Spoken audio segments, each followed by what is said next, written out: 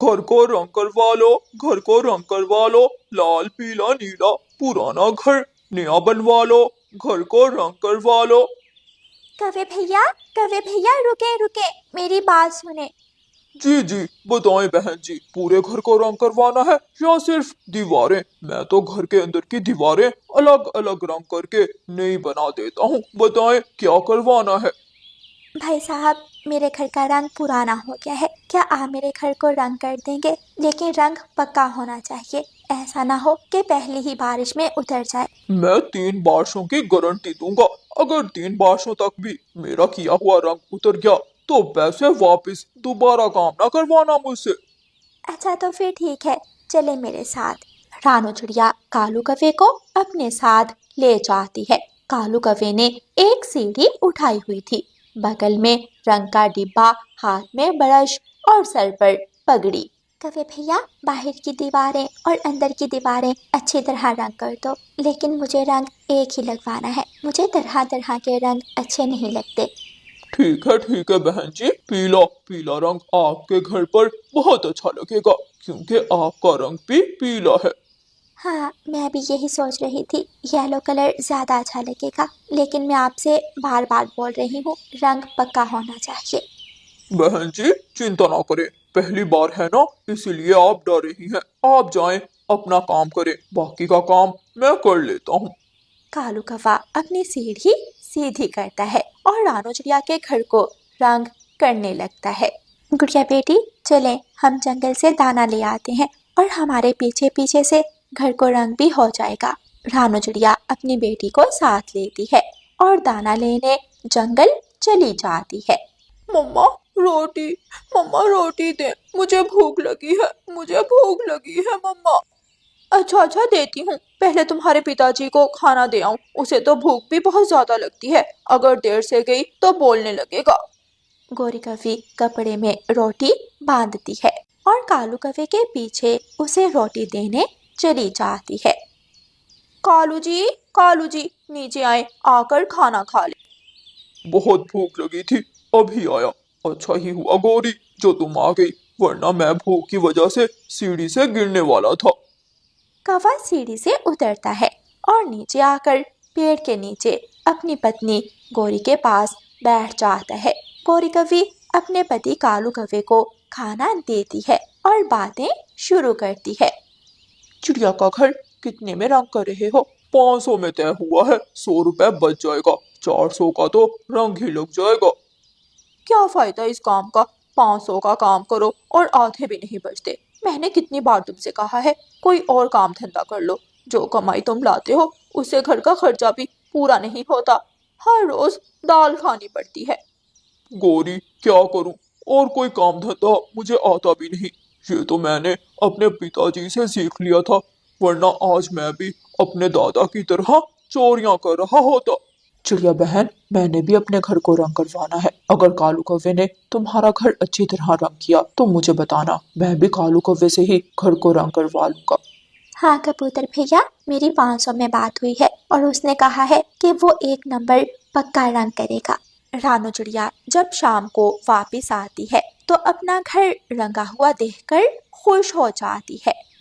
वाह वाह कौवे भैया, आपने तो कमाल कर दिया, बहुत सफाई से रंग किया है। मैं जंगल के सभी पक्षियों को बताऊंगी, जिसने भी रंग करवाना हुआ वो आपसे ही रंग करवाएगा। मैंने पूरी मेहनत से काम किया है चिड़िया, मेहनत की कमाई खाता हूँ, बेईमानी नहीं करता। मेरा विश्वास करो, 500 में से सिर्फ 100 रुपए ही बचेगा मुझे। कौवे भैया, मैं भी आपकी मेहनत नहीं रखूंगी, ये ले 100 रुपए आपका इनाम और 500 रुपए आपकी मजदूरी। कालू कौवा इनाम देखकर बहुत खुश होता है। धन्यवाद, धन्यवाद बहन जी, आपने मेरी मेहनत नहीं रखी, शुक्रिया, बहुत बहुत शुक्रिया। अब आप जंगल के दूसरे पक्षियों को भी बताना, जिसने भी घर को रंग करवाना हो मुझसे करवाए। ये 400 तो हो गया रंग का खर्च और 100 रुपए मुनाफा, ये बाकी का 100 कहाँ से आया? ये चिड़िया ने मुझे इनाम दिया है, ये 100 रुपए मैं तुम्हें नहीं दूंगा, मैं इनसे घी शक्कर लेकर खाऊंगा। अब मैं कमजोर हो गया हूँ, सीढ़ी पर चढ़ के काम करना बहुत मुश्किल है। शर्म करो शर्म, हमारा बेटा भूख से मर रहा है और तुम घी शक्कर खा रहे हो। जो हम खाते हैं वही तुम्हें मिलेगा। दाल बनी है, दाल। अगर मैं काम करूंगा तो घर का चूल्हा जलेगा। क्या फायदा ऐसा चूल्हा जलने का जिसमें हर रोज दाल ही पके। पक्षी तरह तरह के भोजन खाते हैं। कोई चिकन खाता है, कोई हलवे, कोई मिठाइयाँ तो कोई पूरियाँ, और हम दाल खा खा कर कमजोर होते जा रहे हैं। रात को तेज बारिश होती है। मम्मा, क्या तेज बारिश से हमारे घर का रंग उतर जाएगा? नहीं गुड़िया बेटी, कालू कौवे ने हमारे घर को पक्का रंग किया है, जो बारिश में भी नहीं उतरेगा। जब सुबह होती है तो रानू चिड़िया अपने घर से बाहर निकलकर देखती है। सच में रानू चिड़िया के घर का रंग तो बिल्कुल नया था, जरा भी नहीं उतरा था। देखा गुड़िया बेटी, हमारे घर का रंग बिल्कुल ठीक है। कौवे ने पूरी ईमानदारी से काम किया है। रानू चिड़िया कबूतर के पास जाती है और कबूतर से कहती है, कबूतर भैया, आप ही कालू कौवे से ही घर का रंग करवाना। कल कालू कौवे ने मेरे घर को रंग किया था और रात की बारिश में मेरे घर का रंग जरा भी खराब नहीं हुआ। ये तो बहुत अच्छी बात है। अगर कालू कौवा मेहनत से काम करता है तो मैं कालू कौवे से ही अपना घर रंग करवाऊंगा। कौवे भैया, दरवाजा खोलें। क्या आप घर में ही हैं? कालू कौवा दरवाजा खोलता है। हाँ कबूतर, मैं घर में ही हूँ। आज बहुत थका हुआ था, थोड़ा आराम कर रहा था। मुझे चिड़िया ने बताया है कि तुम बहुत अच्छा रंग करते हो, इसीलिए मैंने सोचा है कि मैं भी तुम ही से अपने घर का रंग करवाऊंगा। तो कब करोगे मेरे घर को रंग? दोपहर के बाद। मैं दोपहर के बाद ही अपना सामान लेकर आ जाऊंगा। इस वक्त मेरे पास पक्का रंग नहीं है। तुम्हारी भाभी शहर वाले जंगल जा रही है, मैं उससे पक्का रंग मंगवा लेता हूँ। कौवा घर जाता है और गौरी कौवी से कहता है, गौरी, अभी अभी कबूतर आया था, उसने अपना घर रंग करवाना है। वापस आते समय एक बाल्टी पक्के रंग की ले आना। अच्छा ठीक है, मैं ले आऊंगी। गौरी कौवी अपने बेटे जग्गू कौवे को साथ लेती है और शहर वाले जंगल चली जाती है। मम्मा खिलौना, मम्मा मुझे खिलौना लेना है। नहीं नहीं जग्गू बेटा, मेरे पास इतने पैसे नहीं है कि तुम्हें खिलौना लेकर दूं। आपके पास पैसे हैं, मैंने देखे थे, मैंने घर में देखे थे। बेटा, वो पैसे तो आपके पिताजी ने दिए थे रंग लाने के लिए। कबूतर के घर को रंग करना है, उन पैसों से हमें रंग लेकर जाना है। फिर गौरी कौवी जग्गू को साथ लेकर रंग वाली दुकान पर जाती है। भाई साहब, बड़ी रंग की बाल्टी कितने की मिलेगी? 400 की। आपका पति भी मुझसे 400 वाला असली और पक्का रंग ही लेकर जाता है। अच्छा, क्या तुम्हारे पास नकली और सस्ता रंग भी है? हाँ, ये वाली बाल्टी 100 रुपए में मिल जाती है। ये रंग कच्चा और बेकार होता है। ये कालू जी भी पागल ही है। 100 में रंग मिल रहा है तो फिर 400 में क्यों लेकर जाता है? भाई साहब, आप ये 100 वाली बाल्टी ही दे दें। गारंटी नहीं है बहन जी इस रंग की। ये रंग सस्ता और कच्चा है। हमने कौन सा अपने घर पर करना है, जैसा भी है तुम दे दो। मम्मा मम्मा, बाकी के पैसों से मुझे खिलौना ले देना। फिर गौरी कौवी नकली, सस्ता और कच्चा रंग लेती है और बाकी पैसों से अपने बेटे जग्गू को खिलौना ले देती है और खाने पीने की कुछ चीजें लेकर घर वापस चली जाती है। गौरी, ये कौन सा रंग उठा लाई हो? ये तो सस्ता और नकली रंग है। ये तो एक ही बारिश में उतर जाएगा। तो फिर क्या हुआ, अगर उतर जाएगा? तुम चुप करके जाओ और कबूतर के घर को यही रंग कर दो, मैं बाद में देख लूंगी। कालू कौवा अपनी पत्नी गौरी कौवी से बहुत डरता था, इसलिए वो वही सस्ता और नकली रंग लेकर कबूतर के घर पहुंच जाता है। कौवा सीढ़ी लगाता है और कबूतर के घर को रंग करने लगता है। कौवे यार, मैं किसी काम से दूसरे जंगल जा रहा हूँ। ये लो, तुम अपनी दिहाड़ी ले लो, शायद मुझे आने में देर हो जाए। कालू कौवा 500 रुपए ले लेता है और जल्दी जल्दी से कबूतर का घर रंग करने लगता है। कालू, मैं तो तुम्हारे पीछे खाना लेकर आने वाली थी, आज तुम बहुत जल्दी आ गए। जैसा नकली रंग था वैसा ही नकली मैंने काम किया। क्या फायदा मेहनत करने का, वो रंग तो उतर ही जाएगा। तुम अपने मुंह से ऐसी बातें मत करो, जब कबूतर कुछ कहेगा तो मैं देख लूंगी। चुप करके बैठे रहो। शाम के बाद हल्की हल्की बारिश शुरू हो जाती है और कबूतर बारिश में उड़ता हुआ अपने घर वापिस आता है। कबूतर देखकर परेशान हो जाता है। उसके घर के ऊपर रंग की लकीरें बनी हुई थी और घर का सारा रंग फीका पड़ गया था। अरे ये क्या, अभी तो थोड़ी देर पहले कालू कफे ने रंग किया था और ये सारा रंग खराब हो गया इतनी जल्दी। दूसरे दिन कबूतर चिड़िया के पास जाता है और चिड़िया से कहता है, चिड़िया बहन, तुम्हारे कहने पर मैंने कालू कफे से अपना घर रंग करवाया। एक बार जाकर तो देखें उसने मेरे साथ क्या किया है। रानू चिड़िया कबूतर के साथ जाती है। हाँ कबूतर भैया, ये रंग तो सारा खराब हो गया। रंग की लकीरें बनी हुई हैं और रंग भी फीका पड़ गया। चले हम कालू कौवे से जाकर पूछते हैं। रानू चिड़िया कबूतर के साथ जाती है। तो हम क्या करें, बारिश में तो सभी रंग उतर जाते हैं, ऐसा क्या अलग हो गया। लेकिन गौरी बहन, मेरे घर का रंग तो अभी तक नहीं उतरा।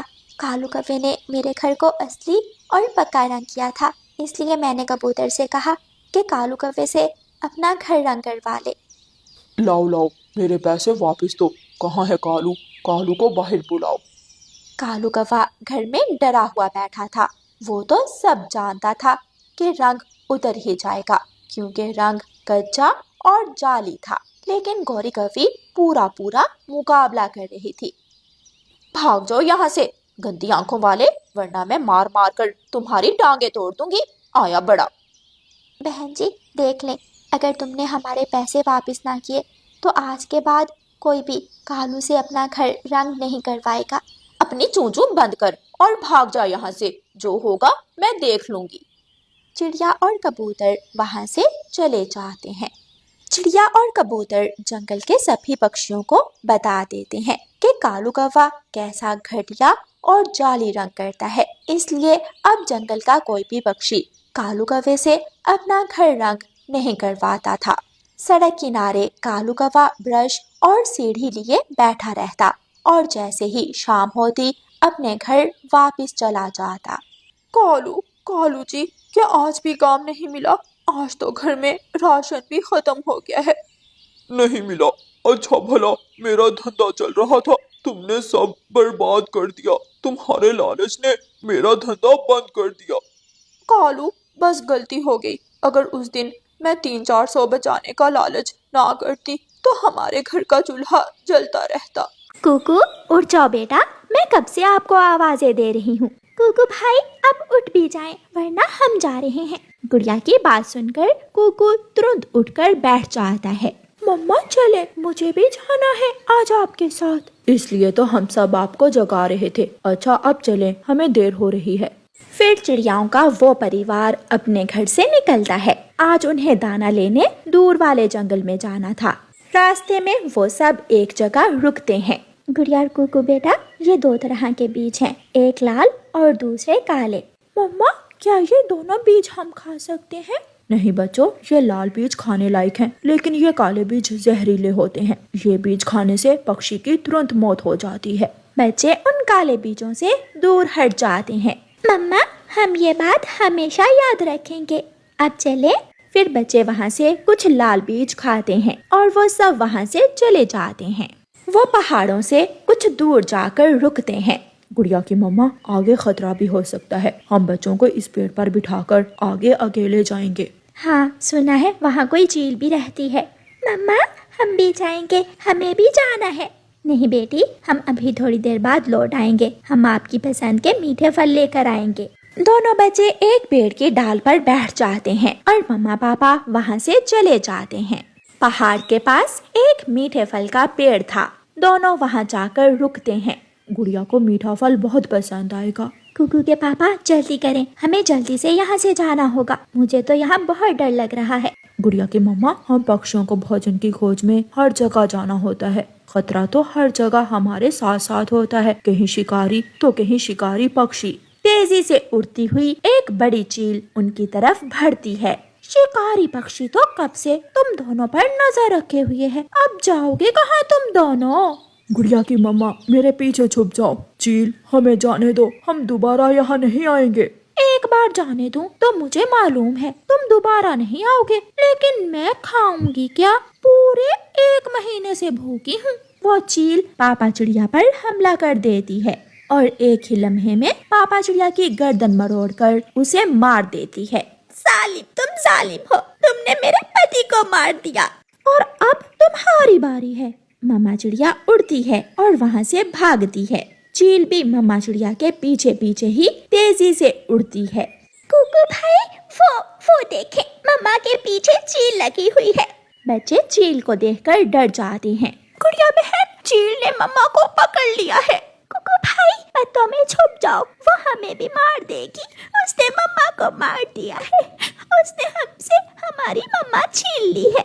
अब तू उड़ नहीं सकेगी, मैं पहले जाकर तेरे पति को खा लूं, फिर आकर तुझे खाऊंगी। मेरे बच्चे, मेरे बच्चे। माँ चिड़िया अपने बच्चों को याद कर रही थी। बड़ी चील वहाँ से चली जाती है।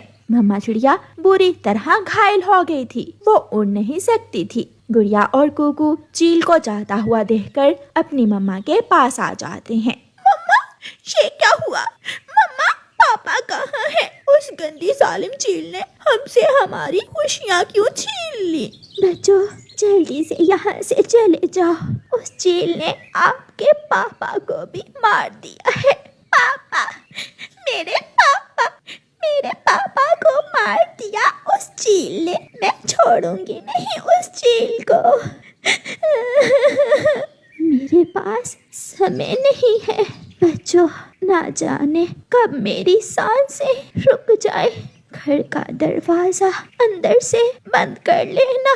कुकू, गुड़िया बहन को तंग मत करना। और गुड़िया, आप बड़ी हो, अपने छोटे भाई का ख्याल रखना। ये आखिरी बात करते हुए मम्मा चिड़िया पेड़ से नीचे गिर जाती है, वो मर जाती है। जो बच्चे थोड़ी देर पहले खुशी खुशी अपने मम्मा पापा के साथ जंगल घूमने आए थे, उनके जीवन में दुखों के सिवा अब कुछ नहीं था। गुड़िया और कुकू अपनी माँ के पास बैठे रोते रहते हैं और फिर दूर से आती हुई चील को गुड़िया देख लेती है। कुकू भाई, चले, जल्दी चले यहाँ से, वो चील वापिस आ रही है। गुड़िया कुकू को लेकर वहाँ से उड़ जाती है। दोनों बच्चे घर पहुँच जाते हैं। वो गंदी चील ने मेरी मम्मा को खा लिया, मेरे पापा को भी खा लिया मेरी आंखों के सामने, और मैं कुछ ना कर सका। भाई, वो चील बहुत शक्तिशाली है, कोई मुकाबला नहीं कर सकता उसका। गुड़िया बहन, आखिर कब तक वो छोटे छोटे बच्चों से उनके माता पिता छीनती रहेगी? किसी को रोकना होगा उसे। छोटे बच्चे वो रात अकेले घर में गुजारते और फिर सुबह होने पर वो दोनों अपने माता पिता के बिना दाना लेने चले जाते हैं। वो कबूतर अंकल के पास जाते हैं। अंकल, हमें भी साथ ले जाएं, अब हम अकेले रह के हैं, हमारे मम्मा पापा को उस जालिम चील ने कल खा लिया है। हाँ बच्चों, मुझे तोते ने बताया था। उस दिन दोनों बच्चे अंकल कबूतर के साथ दाना लेने जाते हैं। दूसरे दिन शाम के वक्त कबूतर का बेटा कीकी रोता हुआ गुड़िया और कुकू के पास आता है। कीकी, क्या हुआ? चुप कर जाओ भाई, आप क्यों रो रहे हो? उस जालिम ने मेरे पापा को भी खा लिया है, आज उसने मेरे पापा को मुझसे छीन लिया है। गुड़िया बहन, हमारी तरह कीकी भी अनाथ हो गया, ना जाने और कितने बच्चे अनाथ करेगी वो चील। हमें उसे मारना होगा, ऐसा ना हो कि वो हमारे जंगल के सभी पक्षियों को खा ले और फिर हम छोटे बच्चों को भी। वो चील पहाड़ों के पास सूखे पेड़ पर घोंसले में रहती है। कुकू भाई, मेरे पास एक उपाय है, याद है ना, वो काले बीज? हाँ, मुझे सब याद है। फिर कुकू, गुड़िया और कीकी उड़ते हैं और उन काले बीजों के पास जाते हैं जो जहरीले बीज थे। हम ये काले बीज लेकर गौरी आंटी के पास जाते हैं और उनसे पूछते हैं कि हम ये बीज कैसे उस जालिम चील को खिलाएं। गौरी आंटी के पास जरूर कोई ना कोई उपाय होगा। फिर तीनों बच्चे वो काले बीज लेकर गौरी आंटी के पास चले जाते हैं। 3 दिन पहले उस जालिम ने तुम्हारे ताऊ कालू को भी खा लिया है। सबको खा जाएगी अगर उसे खत्म ना किया तो आंटी आप ही बताएं, ये काले जहरीले बीज हम कैसे उसे खिला सकते हैं? मैंने खिचड़ी बनाई है, हम ये जहरीले बीज खिचड़ी में डालकर उसे खिला सकते हैं। फिर गौरी कव्वी वो काले बीज खिचड़ी में मिलाती है और वो सब पहाड़ों की तरफ चले जाते हैं। गौरी कव्वी खिचड़ी की हंडिया चील के घोंसले से थोड़ी दूर रख देती है। हम वहाँ झाड़ियों में छुपकर उस चील पर नजर रखते हैं। ऐसे गौरी कुकू, गुड़िया और कीकी को लेकर झाड़ियों में छुप जाती है। थोड़ी देर बाद चील को खिचड़ी की खुशबू महसूस होती है और वो आकर्षित होकर खिचड़ी के पास आ जाती है। मांस तो बहुत खा लिया, आज ये खिचड़ी खाऊंगी। शायद कोई पक्षी ये खिचड़ी यहाँ रखकर भूल गया है। वो चील जल्दी जल्दी से खिचड़ी खाने लगती है और 2-4 चोंचे खाने के बाद ही वहाँ गिर जाती है। वो मर गई है। मेरी मम्मा मेरे पापा का बदला ले लिया हमने। अब कोई बच्चा अनाथ नहीं होगा। सच ही कहते हैं, जालिम जब हद से गुजर जाता है